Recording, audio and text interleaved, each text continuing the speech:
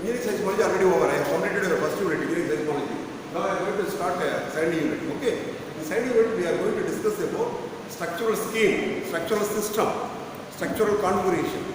How structural system or structural scheme or structural configuration all one same. Okay, what is good configuration, what is bad configuration, that we are going to see.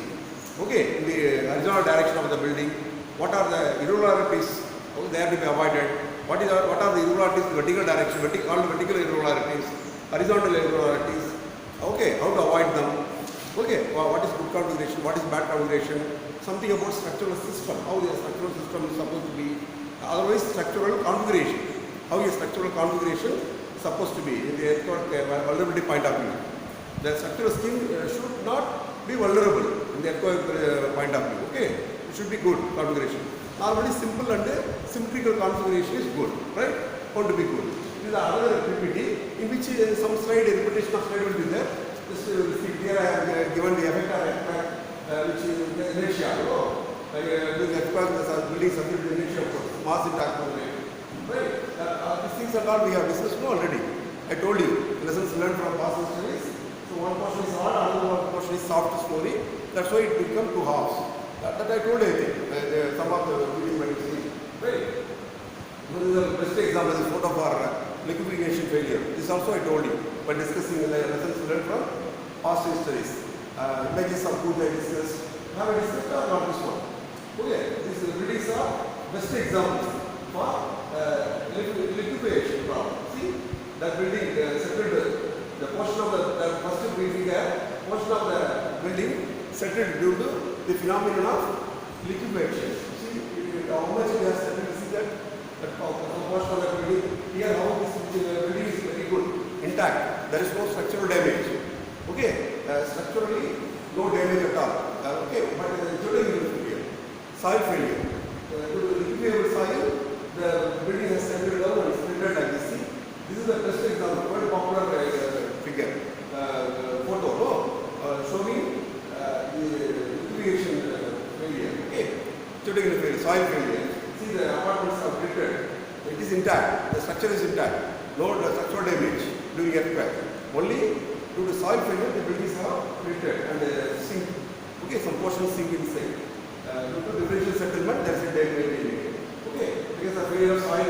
Okay, that's why.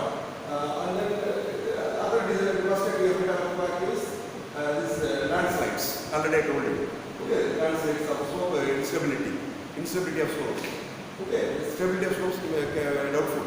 So it becomes unstable. Okay, during unstable, no, not unstable, unstable. Unstable of slopes, right? Right. Tsunami, I already told you. Subduction zone causes tsunamis, already I told you this one. But damages to the buildings.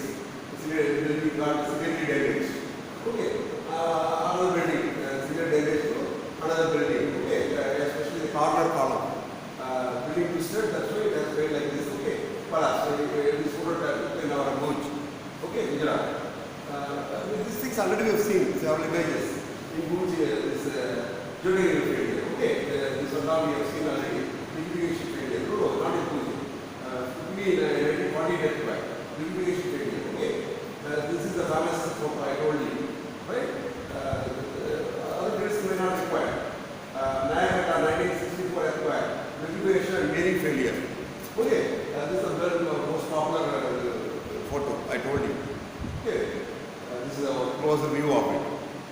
World popular photo. Okay, showing the severity of the phenomenon of liquefaction failure. See, most of the apartments are lifted due to because they are constructed on liquefiable site. That's why failure is lifted.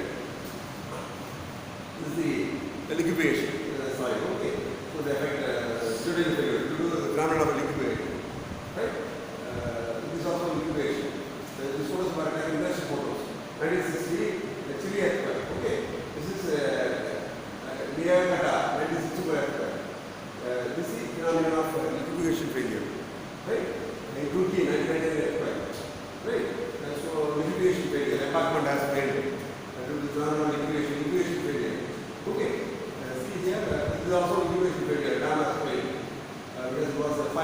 the effect of earthquake, fire. The very beginning, first class example I told you. Okay, these are the photos. Okay, now I am coming to our subject. Right, now the structural scheme, structural system, structural configuration. Okay, I am going to discuss. See, the performance of building and the structures under seismic forces depends on many factors, such as nature of foundation soil. Right, already we have seen and materials of construction. Building materials. What is the material used in the construction? Suppose we are dealing with steel buildings. Steel buildings are not much vulnerable because it's a ductile material.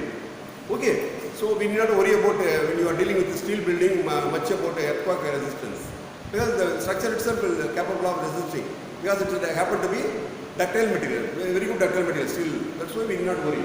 But if you deal with a brittle material like concrete, you have to worry. You have to make it ductile. So, okay, form and size, shape, you can say. Form, size, shape. They are called a structural system, structural configuration, structural scheme. Mode of construction as well. The mode in which we constructed is also important. And duration, characteristics of the ground motion. This all determines the performance of a building during earthquake. Okay, so all these factors influences the response of a building, the performance of a building, whether it will perform good manner or bad manner. It all depends on these factors. Okay, during your life.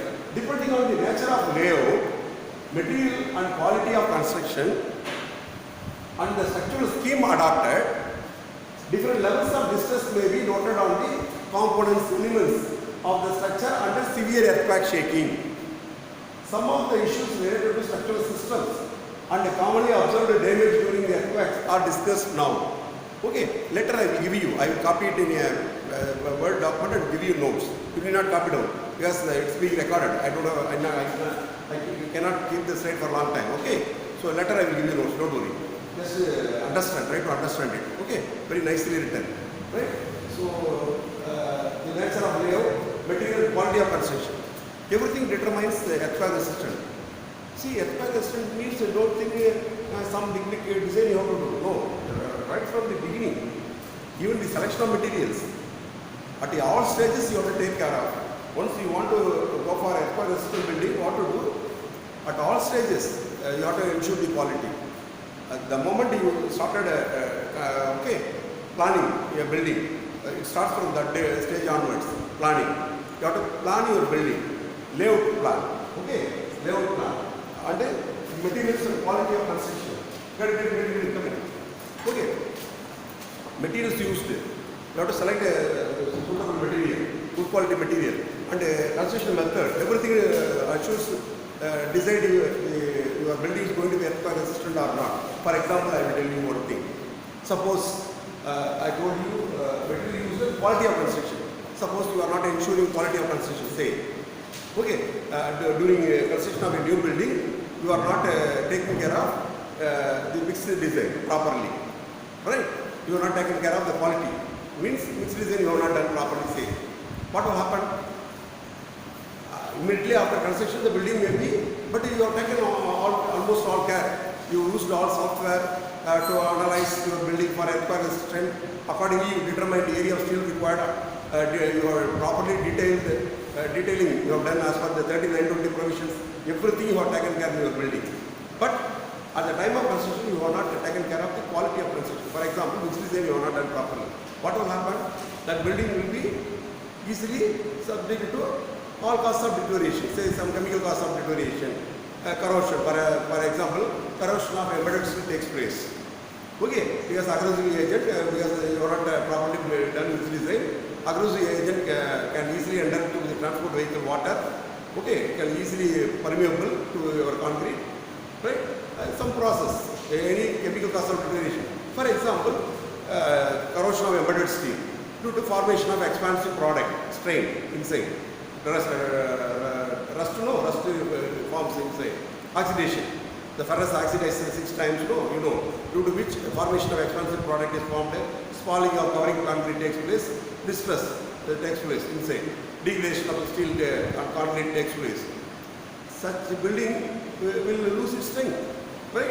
Although it is retained manner by as per the 3920, during earthquake, after construction of 20 years, 25 years, for 30 years, if any earthquake happens, the building may likely to undergo severe damage. Okay, that is why at every stage you have to take care of the earthquake resistant, even starting from the selection of materials and even quality of construction also to be assumed. Every stage is, you have to see that your building is earthquake resistant. Okay, that's what I really to say.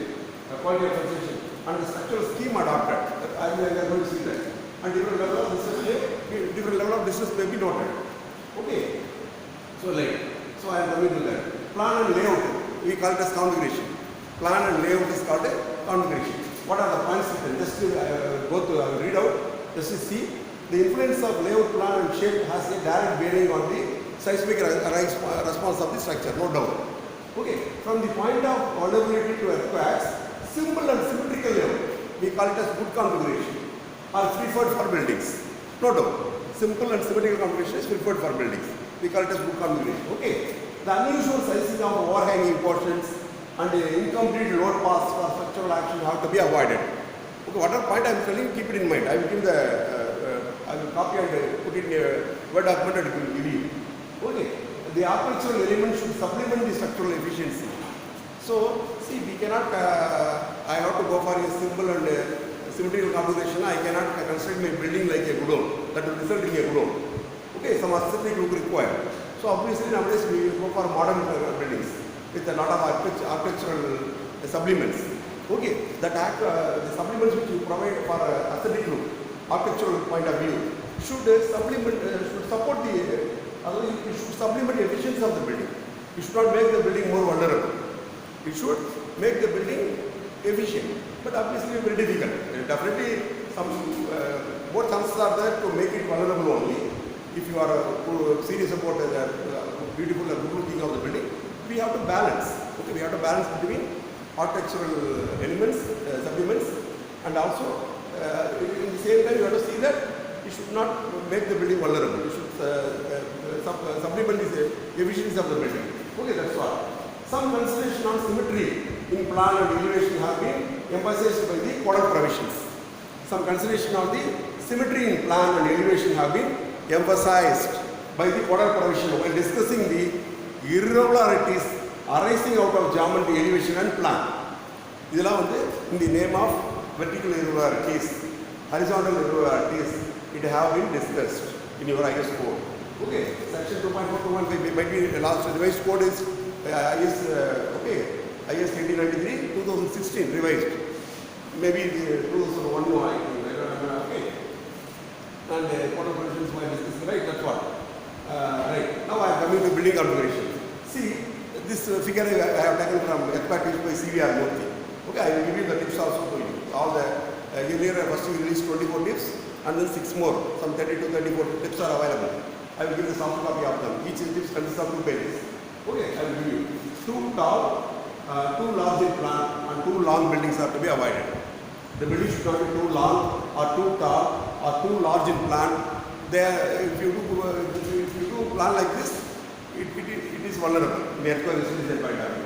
And then in the yellow portion, the yellow color, simple plan is good. Okay, corner and curves is poor. Buildings with the corners and curved one, T shape, B plus shape, that arc shape, that are vulnerable. How do you make it a simple configuration? By providing separation joints. Separation joint makes complex plan into a simple plan. Separation joints makes complex plan into a simple plan. Just to have a look, right? Please, one thing you note down. In simple plan, just you take a plan. You take any 2 points within the plan and join them. The line joining any 2 points within the plan will be within the plan only. Please try to understand. I am not drawing it on the board. You take that simple plan. One is hexagonal shape, another is rectangle. Take such a simple plan. Arbitrarily choose any 2 points and join them. The line joining those 2 points will be within that plan. They are called a simple plan. Okay. You take for example plus plan, P plan and R plan like that and symmetrical plan. You choose any 2 point arbitrarily and join it. Okay. All lines will not be within the plan. Many lines will go outside. If you take any 2 points and join them, the line will go outside the plan, again it will re-enter. Again it will re-enter. That is called plan with the re-enter and corner. So plan with the re-enter and corners are to be avoided. Plans with the re-entrant corners are to be avoided. In subsequent slide I will show you what it is. Okay, exactly I will show you. Just I told you, I will show you. If you want to avoid complex plan, what to do? You have to make it simple plan by providing separation joints as shown in this figure here. Okay, this is a simple case, right? That's what. And you have to avoid this kind of setbacks. See that PPT, you see what is setbacks?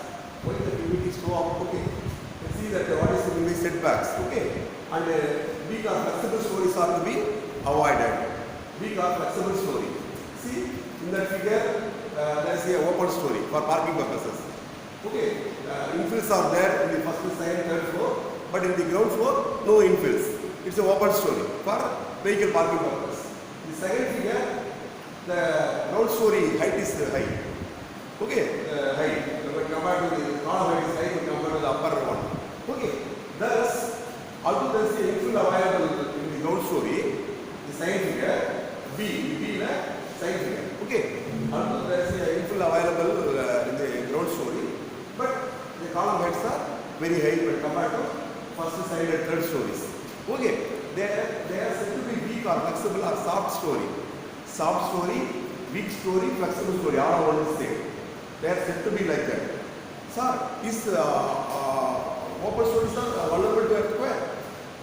Is all open stories are vulnerable to earthquake? If you ask me, because I cannot avoid, I required a space for parking. How do I avoid open story? I cannot make it infilled everywhere. Okay, because I require a space for my parking. It is unavoidable. In such case, what to do? You are telling it is a weak, flexible and okay, soft story you are telling. You can tell it. Okay, you can ask the question. You can tell it, please. Okay, what to do, sir? You are asking. So, what will happen? Actually, right, listen. You are asking, no. So, in which case it will become soft story or flexible story? Now, please all of you listen here. All open stories are not vulnerable. We can make it safe. In which case it is called soft story or weak story or flexible story. If you ask me, if the total stiffness of column, in other words, the stiffness of ground story is less than 80% of the upper story, we call it as weak story or soft story. Because in the vertical direction, there should not be abrupt change in the stiffness of the elements. Anywhere if abrupt change in stiffness is there, the force will focus there, concentrate there and fail the structure. So abrupt change in stiffness are to be avoided. You don't understand what is stiffness.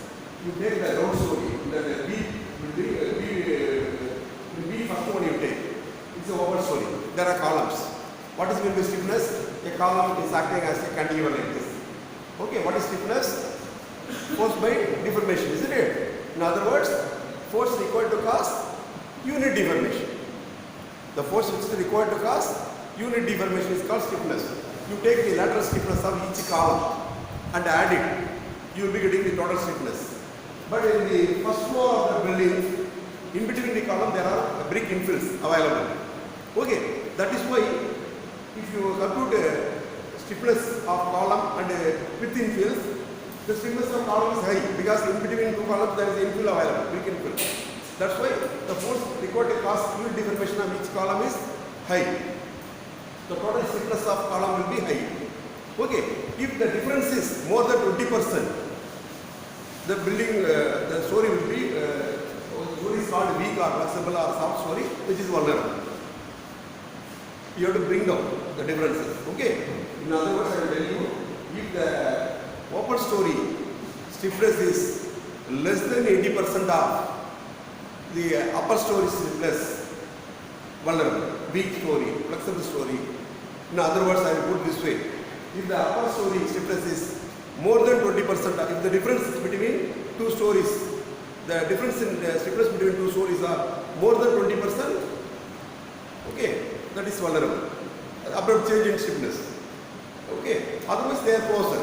If you reduce this difference less than 20%, the stiffness are almost closer. Okay, in such case, we cannot say it's abrupt change in stiffness.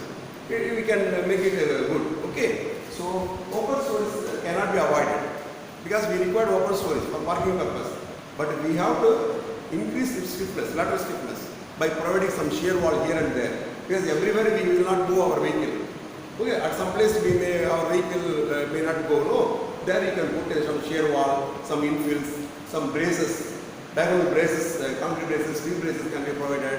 Wherever at some selective locations, selective places you can provide in the vertical plane. I am talking about vertical plane. You can provide diagonal braces, shear walls, infills, plus additional columns you can construct. By doing so, you can enhance its lateral stiffness such that the lateral stiffness of the open story is not less than 80% of the upper story, or more than 80% of the upper story. If you do it, your upper story will not be vulnerable. You can happily provide upper story that will be safe during earthquake. It will not be vulnerable.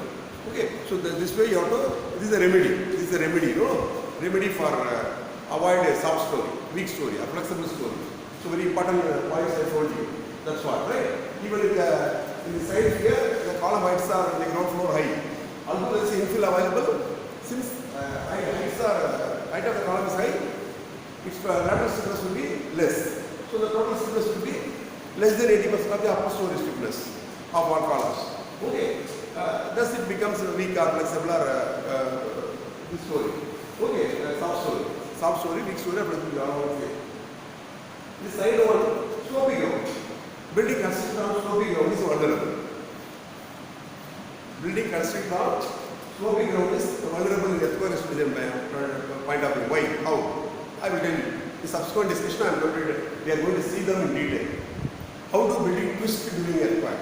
Because such building will twist during earthquake. Such buildings constructed on sloping ground have more chance of twisting during earthquake. So if your building undergoes back and forth motion, damage will not be that much severe.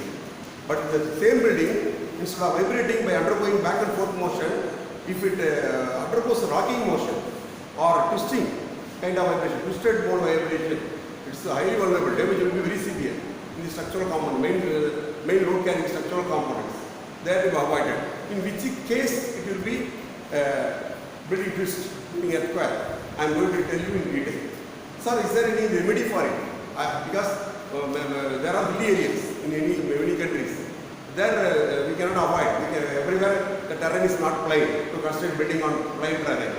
There are many hilly areas. For example, Kerala. There are so many hilly areas.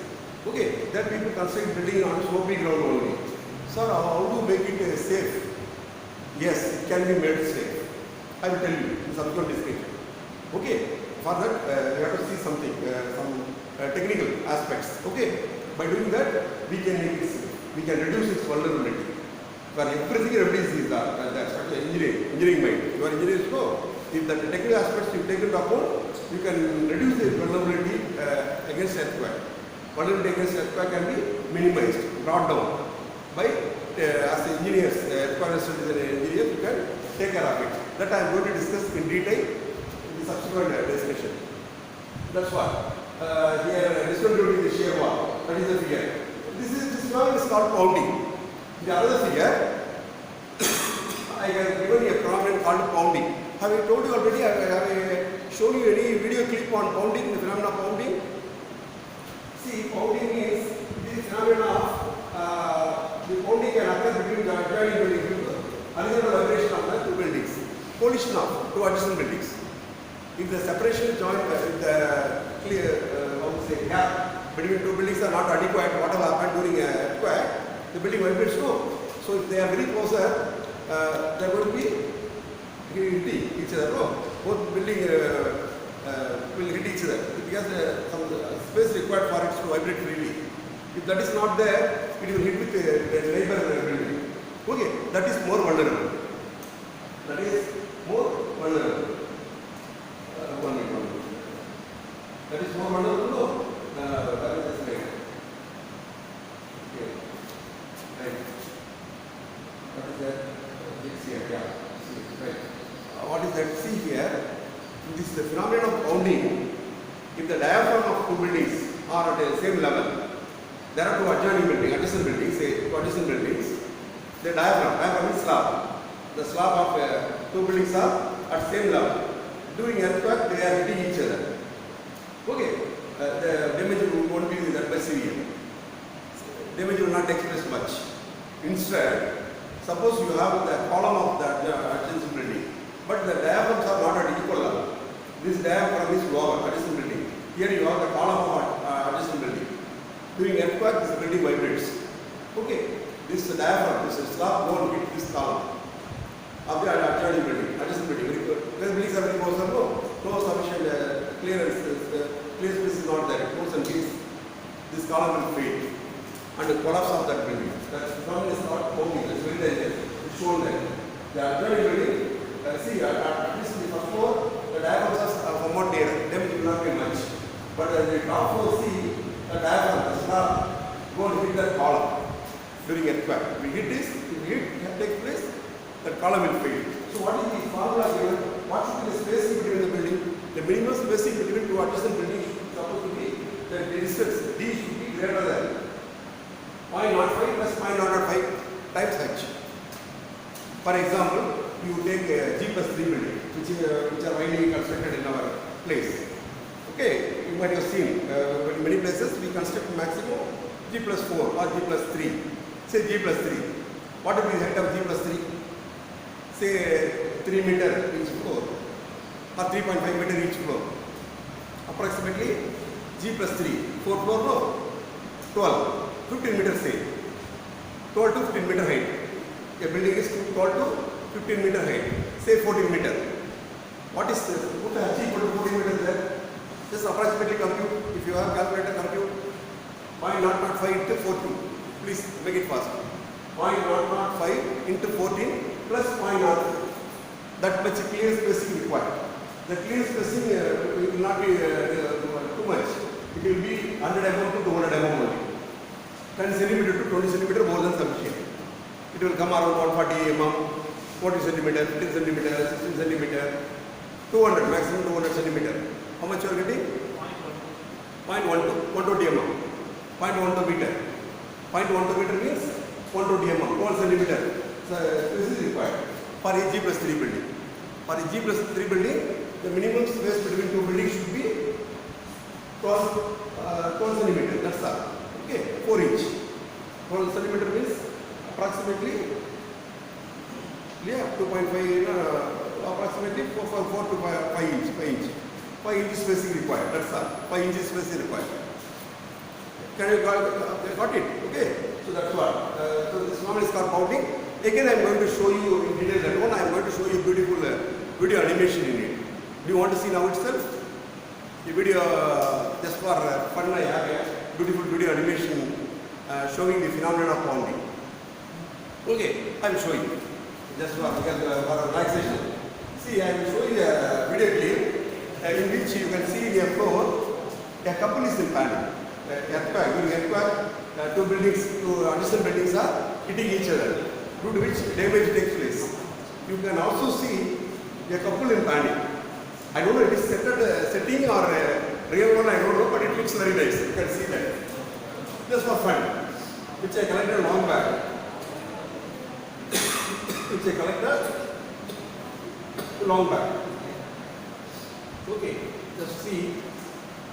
Yeah, I have this one. Phenomenon of bounding here.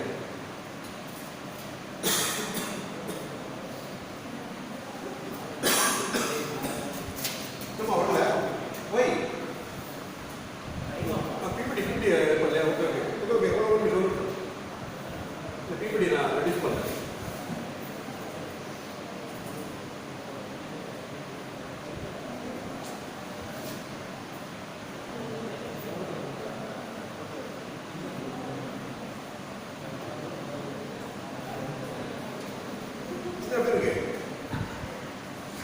What happened?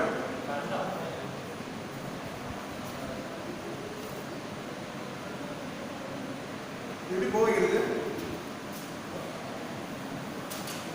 Gone, no? Gone. No, I think gone. Now see here.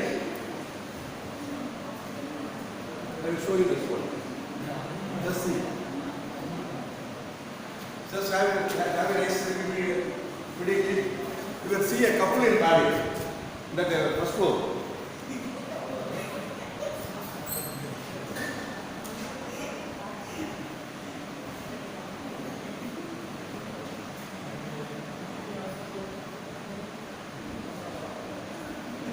You can see a coupling pattern there. Okay.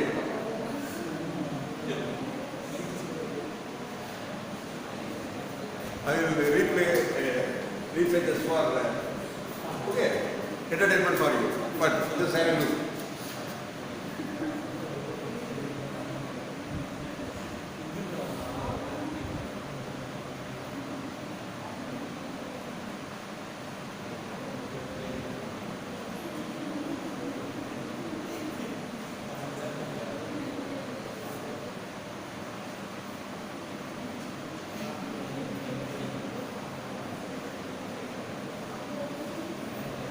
Okay, I collected some 15 years back this one. It's okay. I will come to our PPT. I will finish just 3 minutes. Okay? No, 3 minutes. Only another 5 minutes. I know you have got test next hour. It's being recorded. I will show you. I will just 3 minutes. Right. So this is the example for perhaps coalition of the building, coalition of the adjacent buildings. Okay. See here. See. Buildings with insufficient separation in Tarbi city. So now the explanation is there. Okay, what is the definition of pounding? During an earthquake, okay, I will read it. During an earthquake, okay, lateral collision of buildings occur when separation between adjacent buildings are insufficient to accommodate the relative motion of the buildings. This phenomenon known as structural pounding occurs between two buildings or different parts of the same buildings. Okay, I will give you the write-up. Okay, I will give a copy and give you the write-up notes. I will give you. Don't worry. Just see. With another slide, I will just see. Okay, already gone. Okay, with this class is over. Okay, and next class I will continue. Only 3 minutes.